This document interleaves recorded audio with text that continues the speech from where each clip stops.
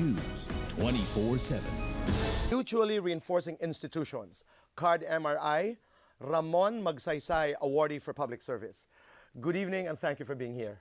Good evening. Maraming Bye. salamat. Congratulations po. Thank you very much. When you win that award, ano ho ba ang premyo? Patawad sa tanong. Actually, the Of course, yung karangalan, of course, built-in ho yun. the honor. Actually, it's a $50,000. Pero may kasama kami doon. It's from Thailand also, si Dr. Terjai. Tapos parang in-split namin yon, $25,000 bawat isa. Kasi ito yung equivalent ng Nobel dito sa Asia. Ika nga, hindi madali ang makapasok dito sa Ramon Magsaysay. Para kang dumadaan talaga sa mata ng karayom. When you were told that you were a winner in the Ramon Magsaysay, ano ho ang naging reaksyon ninyo? I was really completely shocked. And parang kamuntik na akong mahulog doon sa silya because I thought this is... Nasaan ho kayo nung sinabi sa inyo? Nasa ano ko I was in a meeting with my staff, and then when I got that news. How was the news delivered? Sulat ba ito? Tawag ba ito? It was a call, at saka I got the letter also. So I was completely shocked because this is a very, very prestigious award. And I thought this is only reserved for great people, great organizations. So I don't consider myself that good. But you are a great man. But your organization is a great organization. I mean, mabuhay, bravo for all the things that you're doing for women, for men, for everybody in this country. Ang sabi nga namin, nung pinag-uusapan namin na magiging bisita ka ngayong gabi, ito yung mga pagkakataon to remind people that yes, there is goodness and greatness in the Filipino. Thank you. Congratulations. Over 20 years ago, Dr. Alip, inisip niyo ho ba, did you ever think that you would be here, you would be where you are today as an organization? Not in my wildest imagination. Pero it has been a passion, it has been a vision talagang to pursue a bank that is owned and managed by the poor people. Yung tinatawag naming mga nanay ang nagmamayari talaga. Yun, hindi nawala yun sa aming vision, sa aking mission. The very day na sinimulan ko yung card. Mga pangamba, mga takot, noong nag-uumpisa? Ay, marami. Talaga? Marami? Katulad? Tulad halimbawa ng funding. Actually, nung sinisimulan... Yung saan ako kukuha ng pera? Saan ako kukuha ng pera. Wala namang naniniwala kasi when I was telling this to my friends, to the donors, I write proposal. They think that I'm a very, very crazy guy because one is to establish a bank that is owned and managed by the poor. It's next to impossible. Parang it doesn't make sense. It doesn't connect. A bank run by the poor. I mean, how in the world would you do that? I know. All right. And also being owned by them. So, parang mahirap eh. So, you were getting reactions like, Dr. Alip is crazy. How were you reacting? Saan ka humuhugot ng lakas ng loob na parang, sige lang, ipagpapatuloy ko ito?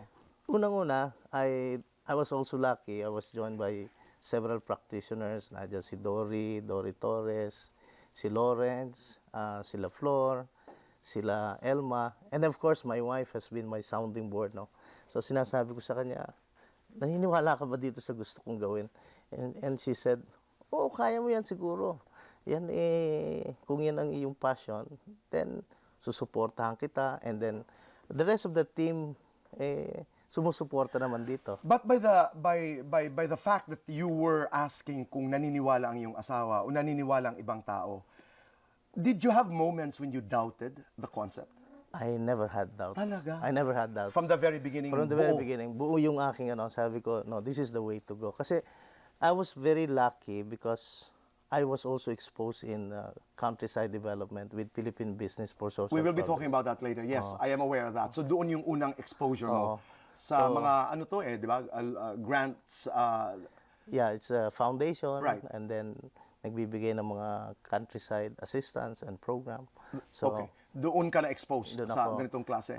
No, but in the beginning, it was very difficult. And of course, naysayers were saying, that's not going to make it. I mean, a bank is a bank. You're supposed to be a commercial bank or a private bank. You're supposed to earn money. You're supposed to, di ba, to premise your business on profits. The paradigm was that hindi po pwede yan. Ang bangko should be established doon sa may mga pera lang, and it should be managed by the professional. Imposible ang iniisip mo. That's why when I started sending the proposals, I was typing it with my magic typewriter. I know. I got all kinds of rejection after rejection. But every time I get rejection, lalong na-embolden ako. Sabi ko, I'm sure that after a while, meron din akong may maniniwala din sa A akin. rejection that somehow I think you understood.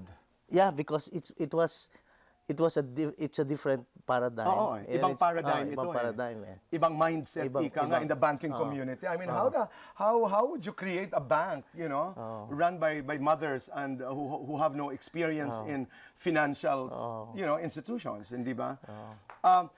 Okay, so you wanted to put up a bank. Where were you coming from?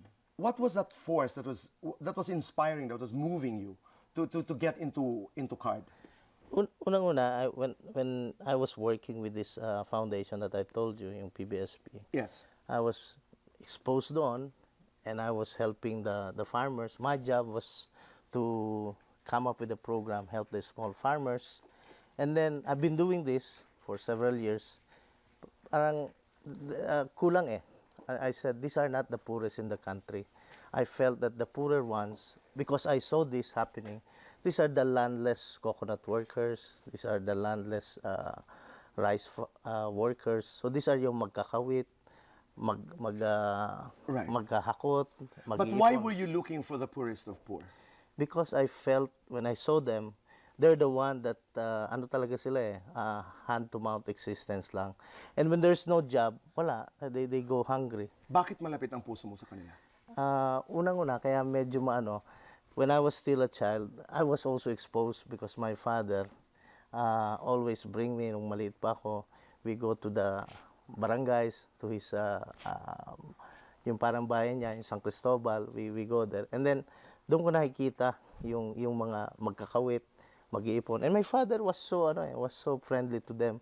And every time na lumalapit sila, they ask for help. And my father used to give them something. Kahit na kukunti yung kanya na kinikita, talaga nagbibigay siya. So parang sabi ko, parang maganda itong tumulong talaga. So yun na parang na-imbibe ko yun.